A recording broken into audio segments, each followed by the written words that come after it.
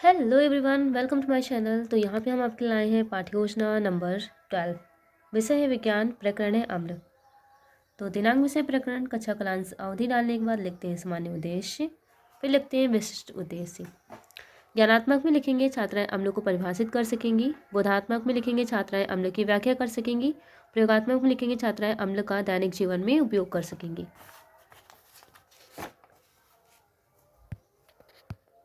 आप चाहें तो इसका स्क्रीनशॉट ले सकते हैं।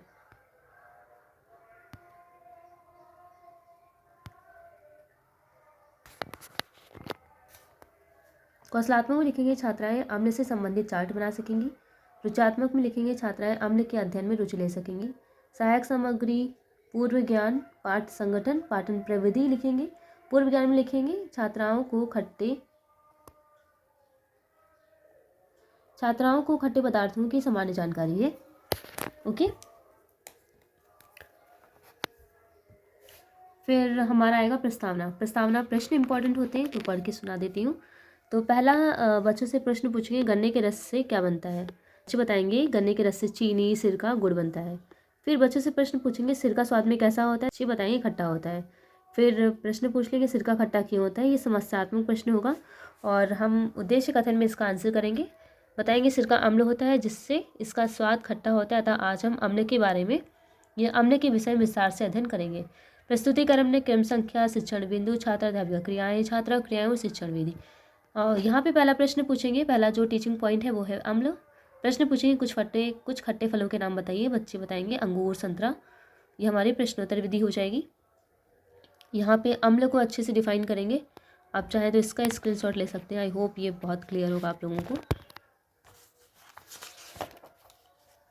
फिर बताएंगे अम्ल दो प्रकार का होता है, कार्बनिक अम्ल व अकार्बनिक अम्ल। कार्बनिक अम्ल को यहाँ पर डिफाइन करेंगे। प्रश्न पूछेंगे जल का पीएच मान कितना होता है। तो बच्चे बताएंगे 7 होता है। यहाँ पे कार्बनिक अम्ल को डिफाइन करेंगे। ये प्रश्नोत्तर विधि हो गई हमारी। फिर दूसरा है अकार्बनिक अम्ल और पूछ लेंगे हाइड्रोजन का प्रतीक बताइए। तो बच्चे बताएंगे हाइड्रोजन H। ठीक है, ये अकार्बनिक अम्ल को यहाँ पे डिफाइन करेंगे अच्छे से। अकार्बनिक अम्ल के कुछ एग्जाम्पल बता देंगे। ओके, फिर नेक्स्ट हमारा जो टीचिंग पॉइंट है वो है अम्लों के गुण। यहाँ पे बच्चों से प्रश्न पूछ लेंगे जल में घुलनशील चीज़ों के नाम बताइए। ठीक है, तो बच्चे बताएंगे चीनी, नमक। ये प्रश्नोत्तर विधि हो गई। हम लोग गुण बता दिए, खट्टा होता है, घुलनशील होता है। सभी अम्ल विलयन विद्युत चालक होते हैं और अम्ल नीले लिटमस को लाल कर देते हैं। अम्ल संचारक होते हैं। तो ये हो गए अम्लों के गुण। फिर आता है बोध प्रश्न और बोध प्रश्न से ही हमारा सैमपट सारांश बनता है।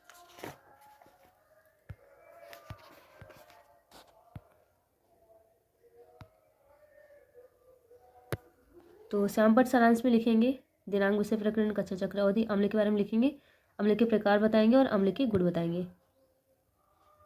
ठीक, फिर निरीक्षण कार्य लिखेंगे। फिर लिखेंगे पुनरावृत्ति प्रश्न। अम्ल स्वाद में डैश होते हैं। अम्ल नीले लिटमस को डैश में बदल देते हैं। मिलान कीजिए और प्रश्नों के उत्तर दीजिए और गृह कार्य देकर अपनी पाठ्य योजना को समाप्त करेंगे। तो ये पाठ्य योजना आपको कैसी लगी कमेंट में ज़रूर बताइएगा। कोई भी क्वेश्चन हो तो आप पूछ सकते हैं। मिलते हैं नेक्स्ट वीडियो में, तब तक के लिए गुड बाय।